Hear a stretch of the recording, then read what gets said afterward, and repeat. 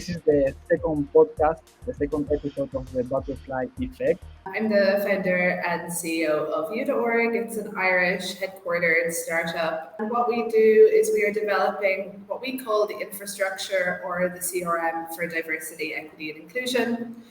In a previous life, I worked as a therapist, a coaching psychologist. I did work with children and I would say families more than children. Family business are really, really important in the world. It was so much about feelings and emotions because at the end, the roles of the family are different than the roles in the business. You have to match them, the power structures.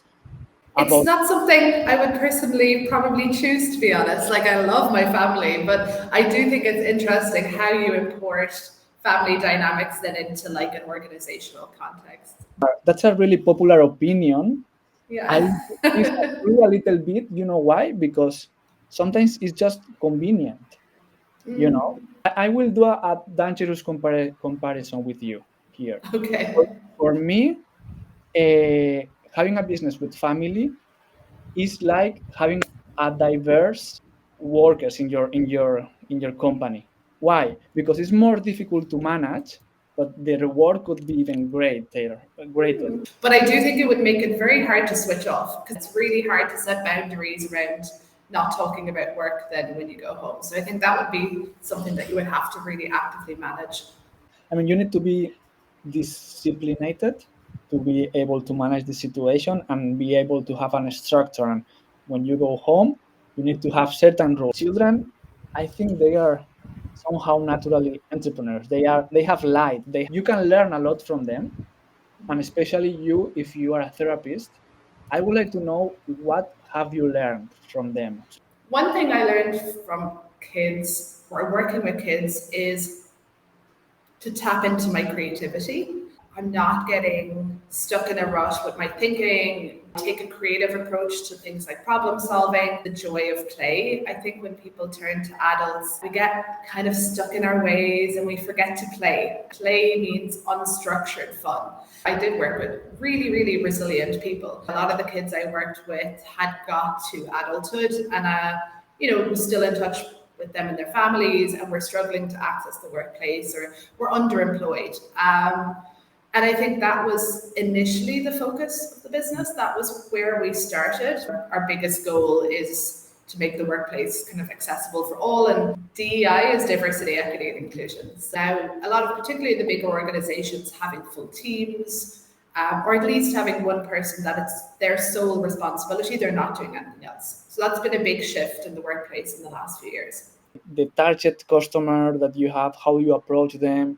So a lot of what we wanted to do at the start was learn and educate. We spoke to a lot of different DEI professionals. So we asked them all the same questions, basically. So like, what are the problems? How are you solving them currently? What would your dream solution look like? All the standard discovery questions to do that product market fit.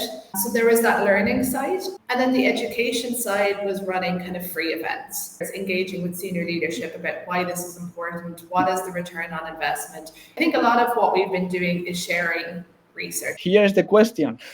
What's entrepreneurship for you? A lot of entrepreneurship has become, I don't know, like overtly glamorized. And I think is very disconnected from the day-to-day reality of building a successful business. People underestimate how lonely it is to be a successful entrepreneur. I think this, and like how much work is involved, how much kind of resilience and strength you would need to work such long hours to get back up again after a rejection or a bad day. If you just focus through social media on like the amazing parts of it, it means people can't be vulnerable and talk about the challenging parts of trying to scale and grow a business. Vulnerability. That's one of the reasons I started a podcast, because I am not a podcast professional, but I wanted to challenge myself and do this exercise to be vulnerable a little bit and talk to people, put my ego aside.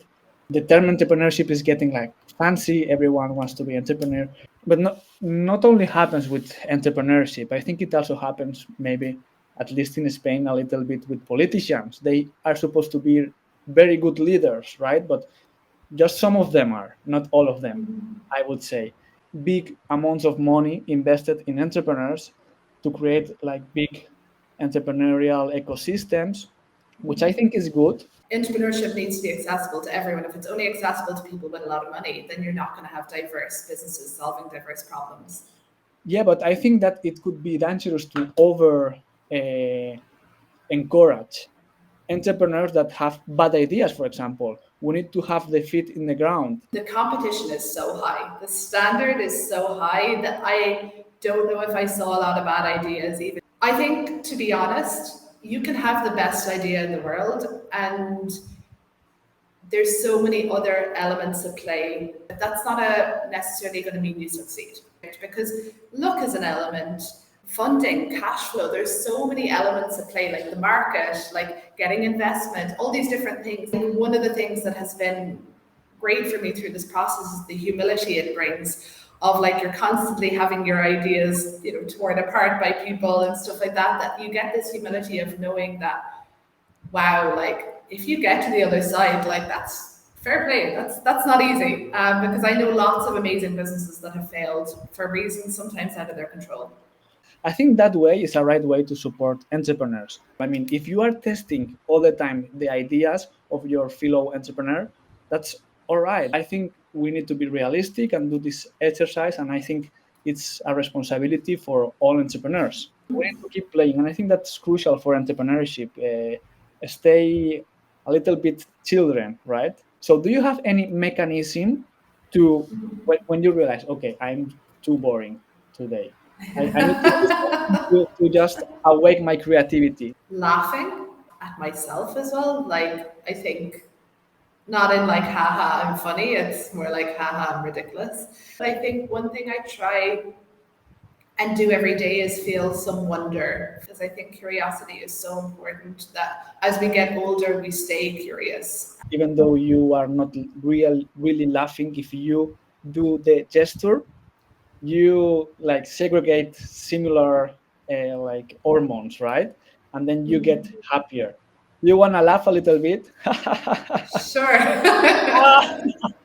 Another way I try and be playful is to travel and then through food. So you were able to introduce me to rabbit paella, which I hadn't had before. So that's an example. And you introduced me to the Irish stew, so Yes. it's a good exchange.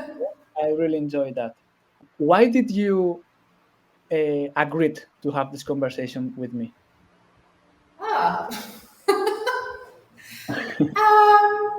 Because I think it comes back to curiosity. When you said it, I was like, why not? I generally don't say no to much. I'm willing to fail. I'm willing to try new things. And also, we met in the Pyrenees, thought you're an interesting guy and liked chatting to you. So I was like, why not spend an hour chatting to Joanne? Thank you for those kind words. It's okay to fail. That's something that all entrepreneurs need to keep in mind as well. It has been difficult for me to accept. I had like many projects and none of them have become the next Amazon or whatever. But here I am doing a podcast. I mean, that's something, right? Yeah. Of course, success is nice, and we want our like efforts validated. And Why do you do what you do? do you have an hour? Curiosity is a big component of it. Being Come on, curious. all the time curiosity, Nessa. I know, but I don't think I can overemphasize that word enough. That's the key word. I like the problem we're trying to solve. I like the people that I get to work with, whether that be within the company or the users. Like DI professionals are the nicest people. Like it's not a job you get into because you want to make loads of money and you want to like, I don't know.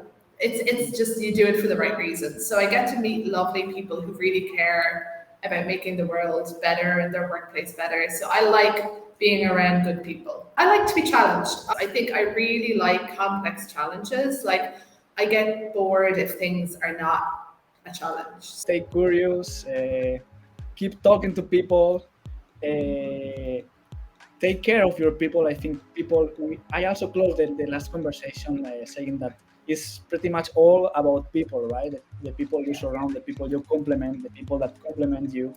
Let's see what the butterfly effect gives to this conversation.